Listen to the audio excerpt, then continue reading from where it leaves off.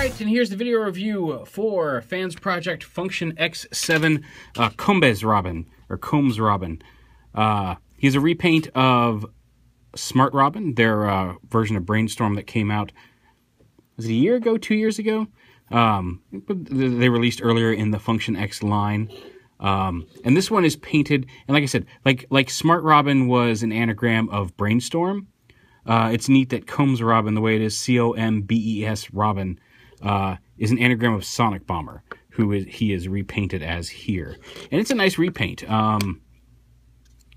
It's mostly kind of, it's not black. The wings are kind of a dark gray, and the rest of this is kind of a neat gunmetal-ish color. It's not gray, and it's not fully black. It's a really nice. It's not quite pearlescent, but it's just got a neat look to it. So yeah, and again, aside from the color change, he much like Code, he's essentially the same figure. Although unlike Code, he is painted into a different character versus a different version, or a different deco for the same character that Code was. So yeah, we flipped up the landing gear here on the bottom, and his little headmaster is now dark gray. It's more of that gunmetal and white with a little orange face. He's got the same little canopy face hiding gimmick that the original did, and the same posability, just hinges at the elbows, and then his legs move independently of each other and have the knee joint. So yeah, there's a little guy.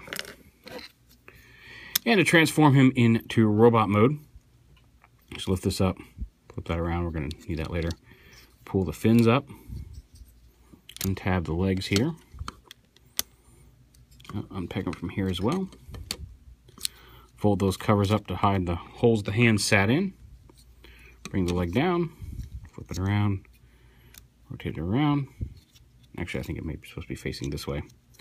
And then this, I love how these fins fold up into the feet. Flip that out, fold that up, and then fold this whole thing up into the leg.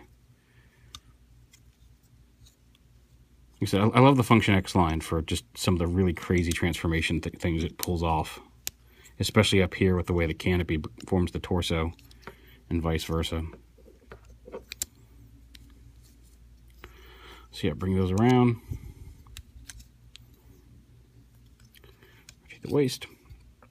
And then split this down. Bring these joints down into here. And fold those up.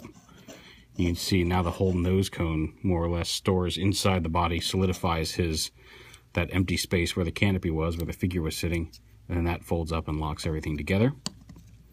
Bring the arms down, fold the little vents up, flip the fists up to bring up his hands and rotate them at the bicep. And then fold that down to his back. Now these front pieces do come off and become they can be handheld weapons for him. I generally prefer leaving them on the back. I like having the wings there, kind of like a hot rod spoiler. I like having them sitting there on the back, but you can pull them off and use them as handguns if you wish. But I do prefer the look of having them sitting there behind the shoulders. Entirely up to you.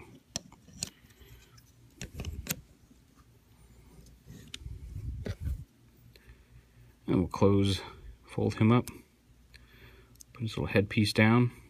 There's his head. Again, it's the same head that Smart Robin had, but in a different color. And I think it works because while I realize that Smart Robin has the whole face and not the faceplate for the headmaster's version of Brainstorm, it works for me a little better as a different character because Brainstorm, I'm used to having that faceplate. So I'm okay with it a lot more here with Combes Robin, however you say it. But yeah, and he's got all the same functionalities. His head turns. It's got the swivel. It's got the neck joint that allows him to look up and down. Although it is a little limited by the shape of the head and the shape of the body around it. Ball joint shoulders here. He's got a bicep swivel, He's got the hinges at the elbows, both here and then down here where it attaches to the forearm piece. He doesn't have a wrist swivel. He's got a waist swivel, ball joint hips, thigh swivel, hinge knees, and then he does get those feet have a ball joint at the front, so you get some decent ankle tilt out of there, as well as the front to back and back motion, front and back motion of the ankles.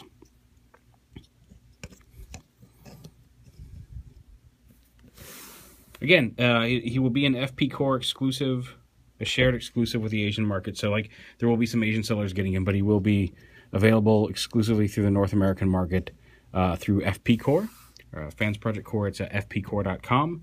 And I expect those pre-orders to be announced soonish if they haven't been already at the convention itself.